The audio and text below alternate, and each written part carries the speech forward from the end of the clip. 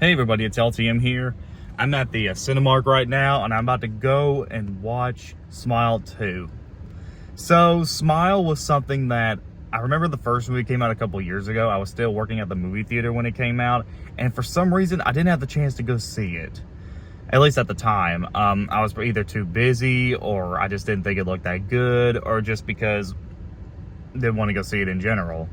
But then I watched the first one last night, before going to see this one, and I actually thought it was really good. Was it great? No. I like the acting, I like the writing, I love the concept, honestly, and while I don't like the ending of the film and it's very confusing, I like the direction it was going and how people treat how people are treated being crazy and things like that. There's a lot of ideas in there.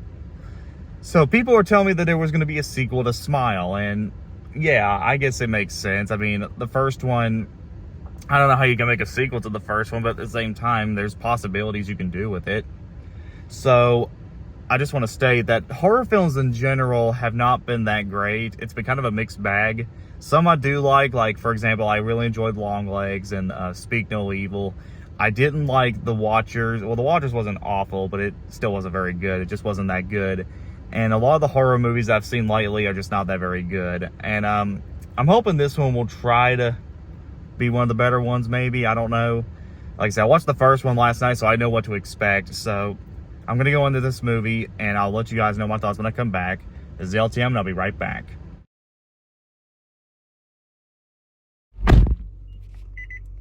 Hey everybody, just got back from watching Smile 2. Like I said in the beginning of this review, I liked the first one, but I will admit it's not great. I can't say I loved it as much as everybody else did, but I enjoyed it fine. The second one not only proved to be better, but it's also a very good standalone horror film, if you judge it for what it is. Okay, so in this one, there's this pop star, and she meets up with this guy, and the guy ends up acting crazy, and he ends up murdering himself, which causes the pop star, I forgot her name, this pop star ends up going through all these illusions, like people are smiling at her, people are going crazy and things like that. All these murderous things are happening. So she's trying to figure out why these things are happening and how to stop it. The one thing I didn't like about the first one was, like, there are a lot of plot points that didn't really add up, honestly.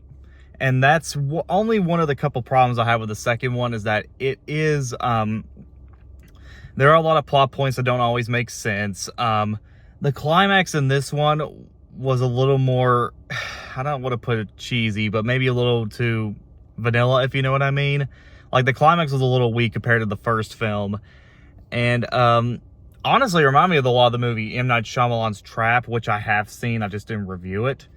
I thought those were the only three problems, but with that being said, I really enjoyed the acting in this. There's some really good everybody does a really good job, including the main character, who is going through all these crazy emotions and trying to figure out what's going on and things like that, and it really works. One of the things I also really like is the jump scares. If you thought the first film was going to scare you, buddy, let me tell you, even with that ending and and especially that opening sequence, this movie is going to make you feel uncomfortable, honestly. It's really that effective. I really like the music in this. The pop star music is pretty good. I do like the main character, even though she is unlikable. You kind of feel that she's going through all these crazy emotions. Like I said, it's really crazy because, like, she's going through all these emotions. She's having these breakdowns. She's being mean to everybody, but at the same time, you kind of get what she's going through. My one little complaint about the ending was that I wish they would have done more with it.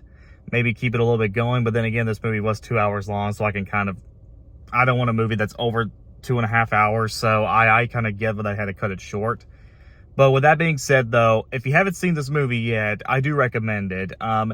If you like the first movie, or if you just want to go watch something go out on Halloween, then I say give this one a look. Like I said, it's scarier, it's got some really good acting, and I like the story in this one a lot more, even though it is taking a little bit from The Trap, which is like this, you have this concert idea, and basically you got this main character going through all these crazy emotions and going crazy and seeing all these weird stuff, especially with the twist ending.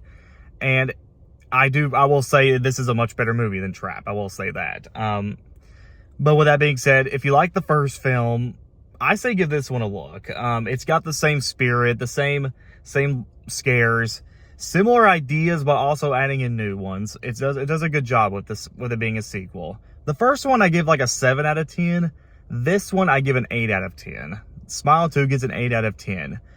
If you haven't seen the first, if you plan on seeing this movie, I say watch the first one first, just for some context purposes, but you can also look at it as its own. That's fine too. Okay, guys, that's Smile 2. What's your favorite horror movie? Please subscribe, comment below, let me know. This is LTM. I'll see you guys later.